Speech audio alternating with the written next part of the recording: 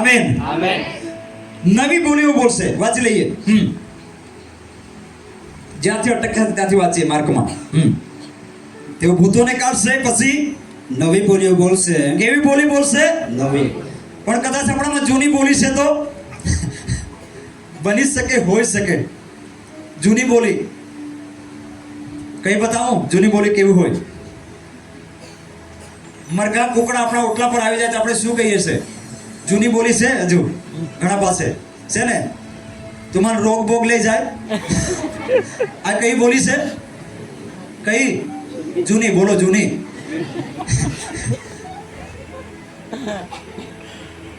એક બેન કયા જ કરે જાય. અને ઘણા બધા મરઘા તેમાં નતા હતા. થોડા દિવસો પછી રોગ આવ્યો, બધા જ લઈ ગયો. પછી બેન ઓટલા પર બેસીને રડે, ઓલે બાદે કુકડે મોઠે મોઠે મોઈ ગયે. ત્યારે સેવકે કીધું, જૂની બોલી તો નહીં બોલેલી ને. રોગ નહીં લઈ ગયો, કોણ લઈ ગયો? એ બેન ને પોતે જ લઈ ગઈ. જૂની બોલી નુકસાન કરે છે. કરે છે કે નહીં? કરે છે કે નહીં?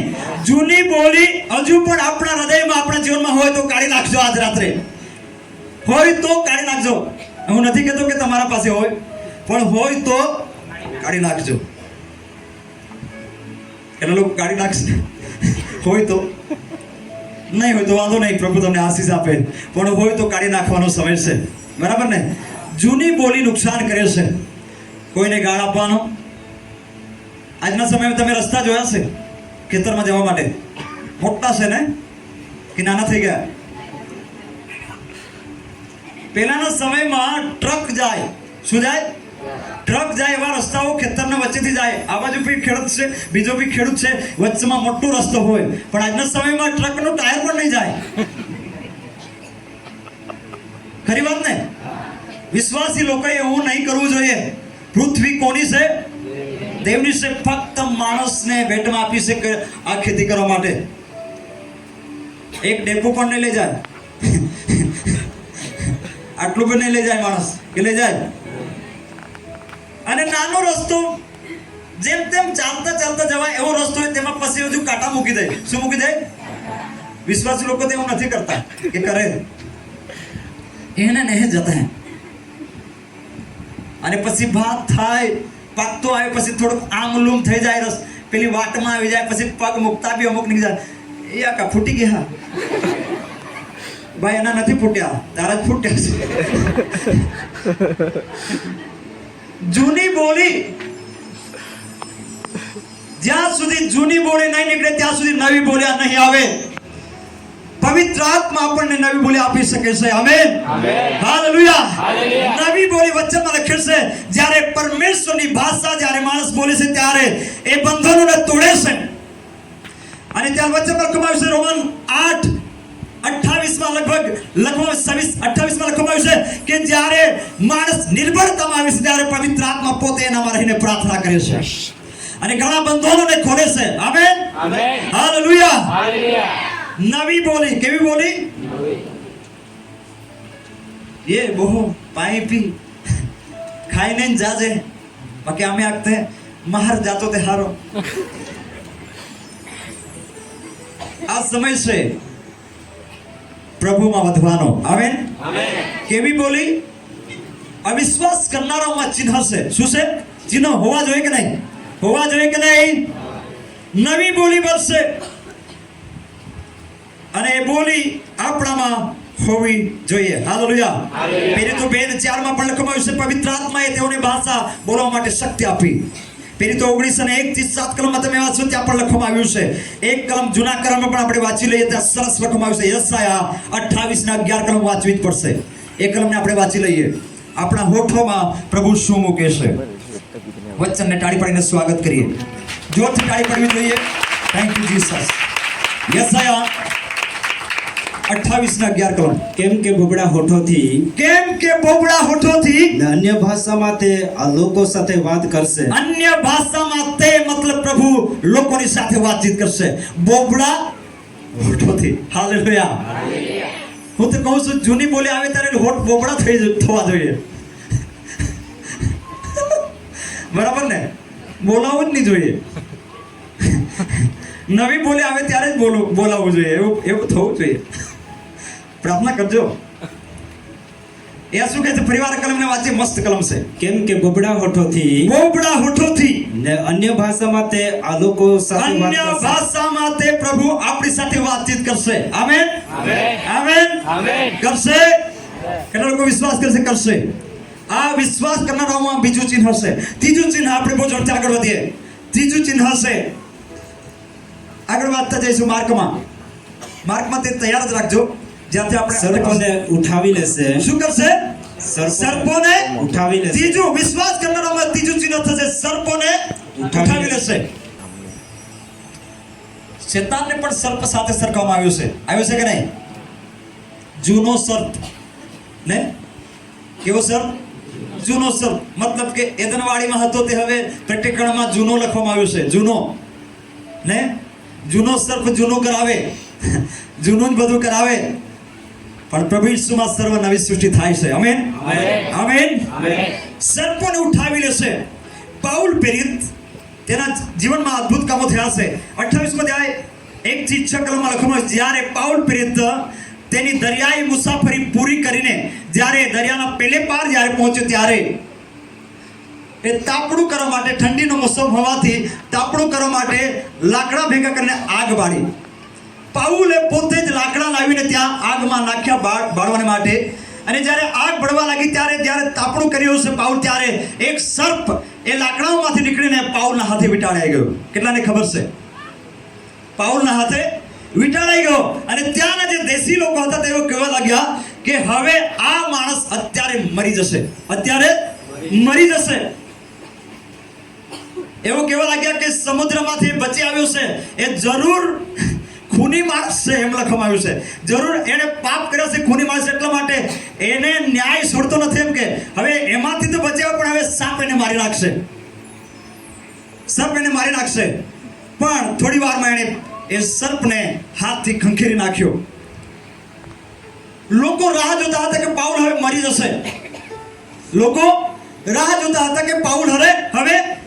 જશે. પણ પાઉલ પાસે દેવનું વચન હતું. અને પાઉલ કહે છે કે મારામાં હું હવે નથી જીવતો, મારામાં ઈસુ ખ્રિસ્ત જીવે છે. અને જેનામાં ઈસુ ખ્રિસ્ત છે તેનામાં કોઈ સર્પનો ઝેર નહીં લાગે. અને લોકો તો મરવાની વાત જોતા હતા, પણ ઈસુ ખ્રિસ્ત જેનામાં જીવે છે તે મરી શકતો નથી, જરા પણ ઝેર લાગ્યો નહીં. અને તેઓએ પ્રભુ પર વિશ્વાસ કર્યો. Hallelujah, hallelujah. યેસુ મસીહ કી જય. આગલી બાબત, ચોથી બાબત શું? વિશ્વાસ કરનારમાં ચિહ્નો થશે. ચોથી બાબત કઈ છે? તેઓ અને જો તેઓ કંઈ પ્રાણઘાતક વસ્તુ પીએ, કદાચ પ્રાણઘાતક વસ્તુ પીએ તો તેઓને કંઈ પણ ઈજા થશે નહીં. પણ જાણી જોઈને નહીં. ઘણા લોકો ભીંડાની દવા પી લે ને. અહીંયા કોઈ આપણને ક્ષેત્રીને પ્રાણઘાતક વસ્તુ આપે તો પ્રાર્થનાની સાથે આપણે ખાઈ લઈએ તો કઈ ઈજા થશે નહીં. જાણી જોઈને નહીં પીવાનું.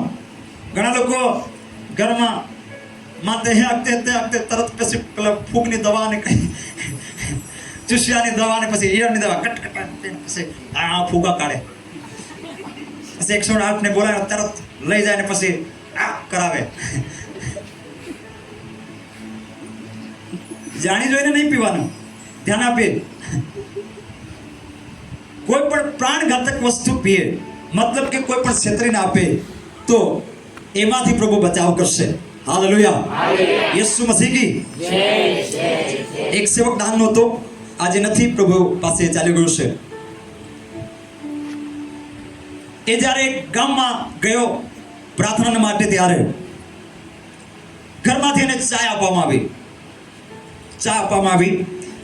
અને જ્યારે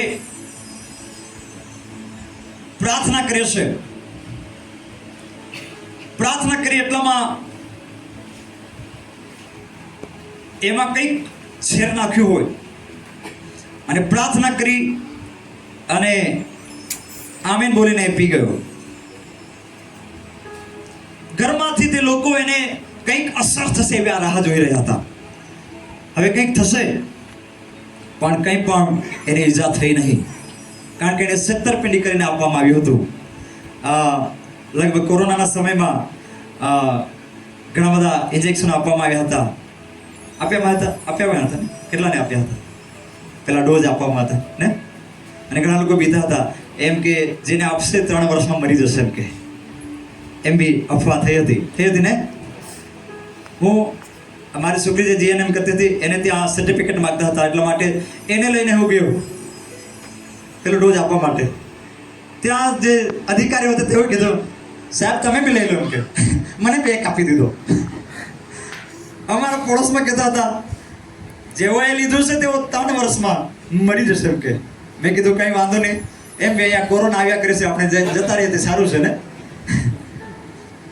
અને મેં કીધું કદાચ છેતરપિંડી કરીને આપ્યું હોય તો કંઈ પણ થશે ને. આજે 4થું વર્ષ જાય છે, હજુ મર્યો નથી.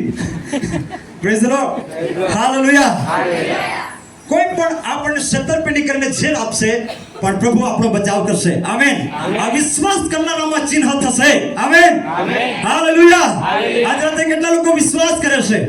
આ બાબતો આપણામાં હોવી જોઈએ. વિશ્વાસથી કરીશું તો આપણે દેવનો મહિમા જોઈ શકીશું. Amen, amen. એ મહાન પરમેશ્વર છે, અદ્ભુત પ્રભુ છે.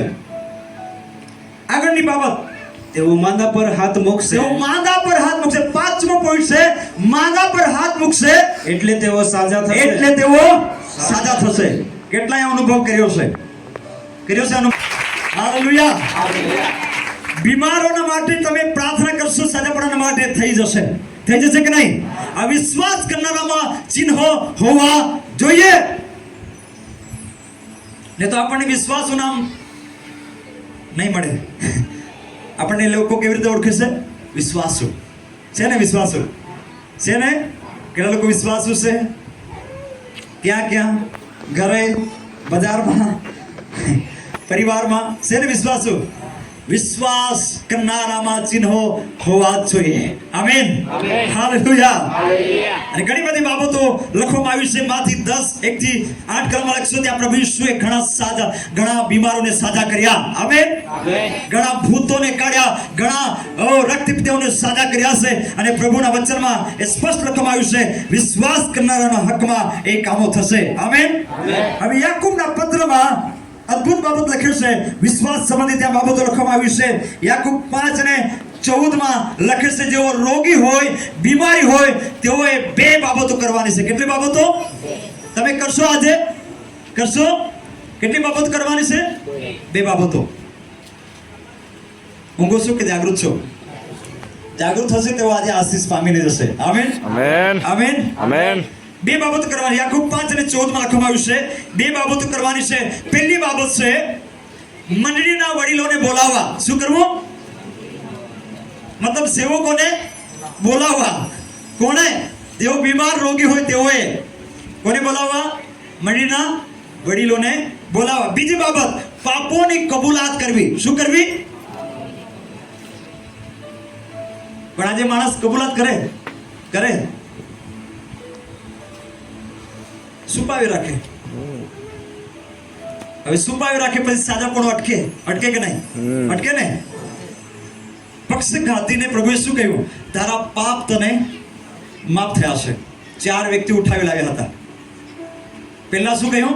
તારા પાપ તને માફ થયા છે.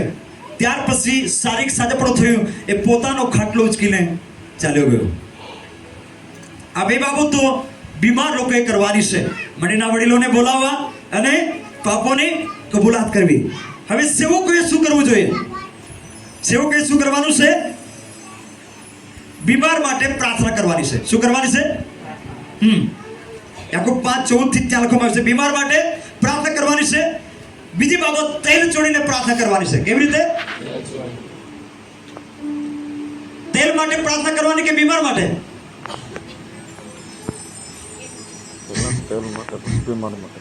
હે?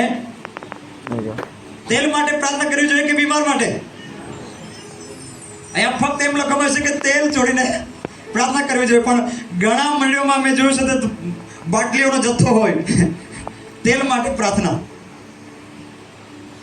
પણ વચનમાં લખ્યું છે તેલ ચોડીને પ્રાર્થના કરે. એમાં પછી કોઈ બી તેલ હોય, દિવેલ તેલ હોય, ડોડીનું તેલ હોય, કોઈ બી તેલ હોય, વિશ્વાસથી ચોડીને પ્રાર્થના કરવી. આમેન. સેવકોએ એ બાબત કરવાની છે. ત્રીજી બાબત છે પ્રભુ ઈસુના નામથી આદેશ કરવાનો છે, ઘોષણા કરવાની છે. આમેન. કે એનામાંથી બીમારી નીકળે. ચોથી બાબત વિશ્વાસ સહિત પ્રાર્થના કરવાની છે. કેવી રીતે? આજે મેં પહેલા જ કહ્યું છે, વિશ્વાસથી આવ્યા છો કે નહીં? Praise the lord. કેવી રીતે પ્રાર્થના કરવાની છે? વિશ્વાસ સહિત. અને વિશ્વાસ સહિત કરેલી પ્રાર્થના માંદાને બચાવે પણ છે અને ઉઠાડે પણ છે. કેટલા લોકો એવો વિશ્વાસ કરે છે આજે બચાવશે પણ અને ઉઠાડશે પણ. કોઈના કમરમાં દુખતું હોય, ઘૂંટણમાં દુખતું હોય તો આજે ફટક થઈને ઉઠજો. એવી રીતે ઉઠવાનું કે મારી બીમારી છે જ નહીં. આમેન. આમેન. આ બાબતો કરવાની છે અને એ બાબતો દ્વારા પ્રભુને મહિમા મળશે. આમેન. હાલેલુયા. યેસુ મસીહ કી તેલને એક પવિત્ર આત્માના ઉપમા પણ આપવામાં આવ્યું છે. એ તેલ એક મસાજ અભિષેકમાં પણ આપણે જાણી શકીએ છીએ. ધ્યાન આપીએ, દેવનું વચન આપણને સામર્થ્ય દ્વારા સ્પર્શ કરીને સાજાપણું આપે છે. હાલેલુયા. હાલેલુયા. યેસુ મસીહ કી માર્ક 5 અને 28 કલમમાં લખવામાં આવ્યું છે 12 વર્ષથી પીડાતી લહુવાળી બાઈ વિશે. ત્યાં લખવામાં આવ્યું છે કે તેણે મનમાં ધાર્યું. શું કર્યું? એ શું છે? એનો વિશ્વાસ છે. આજે કેટલા લોકો ધારીને આવ્યા છો, હું આજે જાઉં છું, મારા જીવનમાં કામ થશે. કેટલા લોકો વિશ્વાસ સાથે આવ્યા છો? એક કલમને વાંચી લઈએ બહુ ઝડપથી. કેમ કે તેણે ધાર્યું કે જો હું માત્ર તેના લુગડાને અડકું તો હું સાજી થઈશ. કેવો વિશ્વાસ છે? તેણે મનમાં ધાર્યું. હાલેલુયા. આજે કેટલા લોકો મનમાં ધારે છે? નથી. વિશ્વાસ કરનારના હકમાં કામ થશે. થશે કે નહીં? કેટલા લોકો જાગૃત છે? Praise the lord. થશે. બોલો થશે. અત્યારે થશે. આ બેન 12 વર્ષથી પીડાતી હતી પણ તેણે મનમાં ધાર્યું. હાલેલુયા. આ વિશ્વાસના શબ્દ છે. તેણે ધાર્યું. શું ધાર્યું? કે માત્ર હું ઈસુના લુગડાના કોરને અડકીશ અને હું સાજી થઈશ. ભીડમાંથી પસાર થવાનું હતું. શામાંથી? ભીડમાંથી. લોહીવાળી બેનના શરીરમાં શક્તિ નહીં હોઈ શકે, કારણ કે 12 વર્ષથી પીડાતી હતી. એ ઘૂંટણે જતી હોય, એના હાથ પગ ઢીલા થઈ ગયા હોય, એ આંસુ સાથી જતી હોય, એના મદદ કરનાર કોઈ ન હતું, પણ એની પાસે વિશ્વાસ હતો. જો આજે કદાચ તમારા પરિવારમાં તમારી સાથે કોઈ નહીં હોય, પણ તમારી પાસે ઈસુ પરનો વિશ્વાસ છે. તમારી પાસે વિશ્વાસ છે કે આજે હું ઈસુને અદ્રશ્ય રીતે અડકીશ અને હું સાજી થઈશ. કેટલા લોકો માને છે? Praise the lord. Praise the lord. જૂની સમસ્યા પણ જતી રહેશે. વિશ્વાસ કરનારામાં ચિહ્ન દેખાશે. આજ રાત્રે ચિહ્ન દેખાશે જ. હું પણ વિશ્વાસથી આવ્યો છું. કેટલા સેવકો પણ વિશ્વાસથી આવ્યા છો? ખુરશીઓ પરના વિશ્વાસથી આવ્યા છો. આજે આપણા જીવનમાં ચિહ્ન દેખાશે. આમેન. આમેન. આજે ઘણાના જીવનમાં ચિહ્ન દેખાશે. આજે અન્ય ભાષા જેઓમાં નથી, નવી બોલીઓની શરૂઆત થશે. થશે કે નહીં? કેટલાને વિશ્વાસ છે? નવી બોલીની શરૂઆત થવા જઈ રહી છે.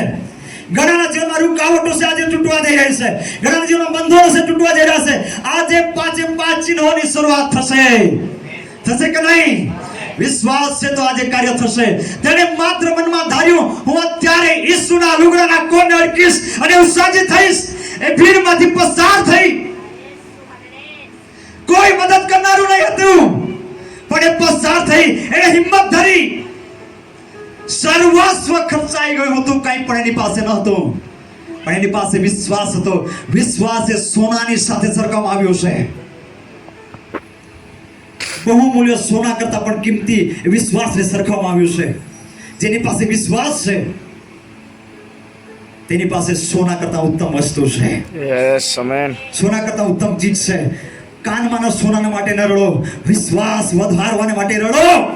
આજ રાત્રે જે કોઈ વિશ્વાસ વધારવાના માટે રડશે, તેનામાં વિશ્વાસ ઉત્પન્ન કરશે પ્રભુ. વચન આપણામાં વિશ્વાસ પેદા કરે છે. આ બેન દ્વારા આપણે વિશ્વાસમાં આવી શકીએ છીએ. બેને કહ્યું, એના મનમાં ધાર્યું, હાલેલુયા. કોઈને કહ્યું નહીં કે અત્યારે હું લુગડાના કોને ઓળખવા જઈ રહ્યો છું, ઈસુને ઓળખવા જઈ રહ્યો છું. કોઈને કહ્યું નહીં, પણ મનમાં કહ્યું, આજે હું પૂરી રીતે સારી થઈ જઈશ. આજે પૂરું ટ્રીટમેન્ટ મારા જીવનમાં થશે. આજે પૂરી રીતે મને ઉઠાડવામાં આવશે. જો તે માંદું છે તો તેને સાજું પણ કરવામાં આવશે ને ઉઠાડવામાં પણ આવશે. વિશ્વાસ સહિત કરેલી પ્રાર્થના સફળ થશે, સાર્થક થશે. આજે ઘણાના જીવનમાં કાર્ય થશે. કેટલા લોકો વિશ્વાસ કરે છે? આવો આપણા સ્થાન પર ઊભા થઈ જઈએ અને આપણે વિશ્વાસની સાથે કાર્યમાં જઈશું. હવે વિશ્વાસ કાર્ય કરશે. આજ રાત્રે આપણો વિશ્વાસ કાર્ય થશે. 5 ચિહ્નો દેખાશે કે નહીં? કેટલા વિશ્વાસથી બોલી શકે છે, આજે મારા જીવનમાં પણ ચિહ્નો થશે, મારા જીવનમાં પણ કાર્યો દેખાશે. પડેલાને પ્રભુ ઉઠાડી શકે છે આજ રાત્રે. Thank you Jesus. હાથમાં